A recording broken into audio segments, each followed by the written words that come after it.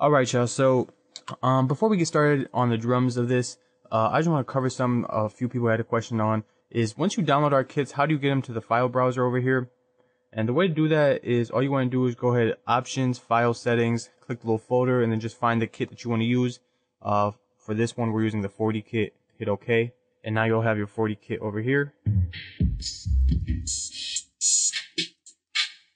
Okay, and let's go ahead and set this to 8. And one thing that we'll do right away, what 40 does a lot, actually I'm not even sure if he does this a lot, but this is an easy way to recreate his sound. I assume this is the way he does it as well, is if you just go ahead and lower the main pitch of your song, you just get that a lot more emotional, fuller sounding track just because everything's a little lower. Let's take a listen to it right now, how it sounds right now when it's just lowered like this versus how it did sound.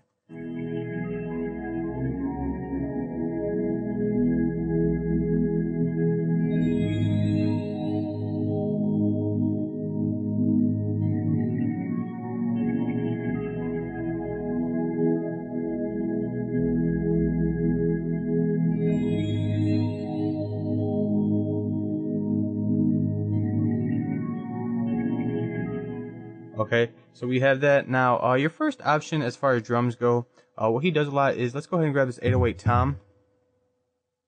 And he uses this as like a snare and a kick. And the way to do this is, let's go ahead and edit it first. And once you hit edit, make sure you come over here.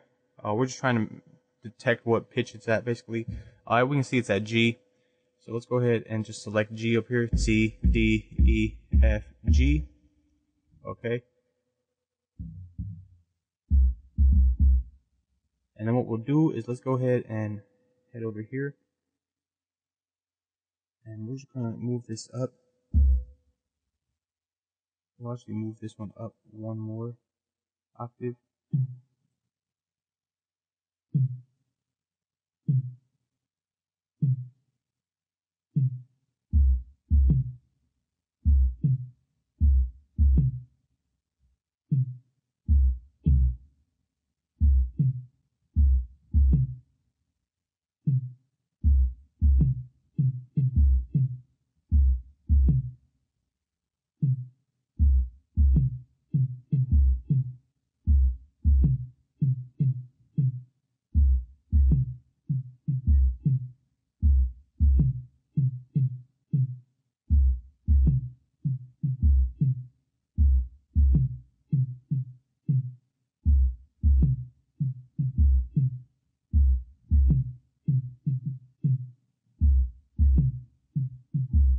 Okay, and this is like one of the main patterns he seems to use on a lot of his tracks. And one thing he does is he puts a little reverb on it.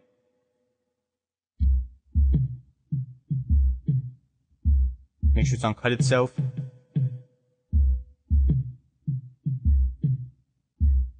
And the reason I selected those notes is just because if you go to our main pattern, most of our chords include that note right there, which is just a C sharp. So I just went ahead and made sure the drums were on the same thing. And for like an intro, you could probably just go ahead with what I just showed you. Okay, let's take a listen to this.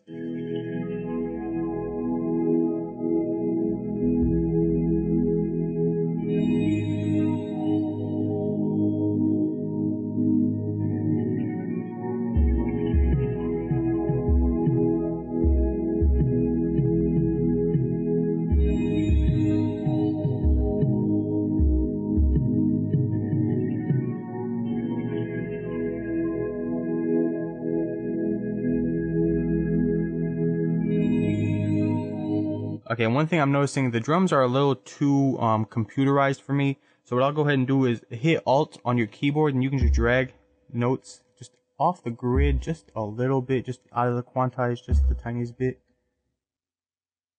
Let's see what's this.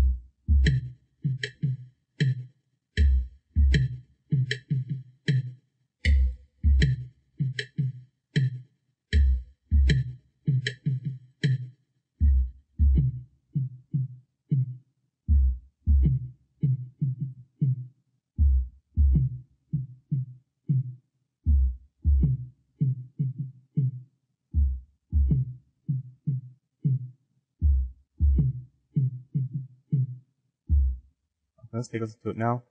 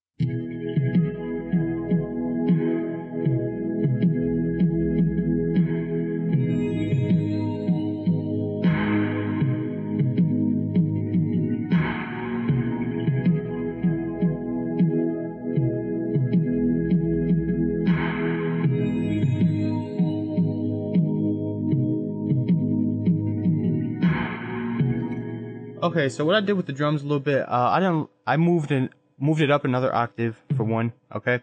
And then I just kind of went through my scale, which is just a C sharp major scale, I believe is what it was.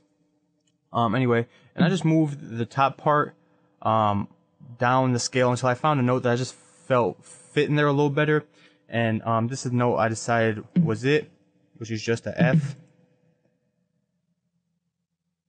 And then I went ahead and used a clap 2, which is just a reverb sound, and I'll put that in there. And basically right here you have one of his basic little intros that he does.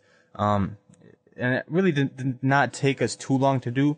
But I want to do something a little different because it's cool to recreate his whole sound, but at the same time I want to be a little original. I don't want to sell 40 beats, or, you know what I'm saying? For lack of a better term, 40, I mean as in his type of beats, not the number of 40, but whatever. So what I'm going to do is I'm going to try to get a little more original with it. I'll put my own little style on it, but I just want to show you guys if you want to go ahead and recreate his type of sound.